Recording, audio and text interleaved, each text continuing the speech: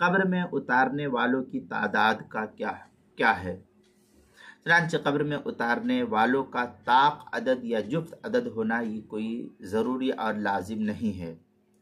حضور پاک صلی اللہ علیہ وسلم کو 4 آدمیوں نے قبر میں اتارا تھا، حضرت عباس، حضرت فضل بن عباس، حضرت علی بن ابی طالب اور حضرت صہیب رومی رضی اللہ تعالیٰ عنہ کے بارے میں ملتا ہے۔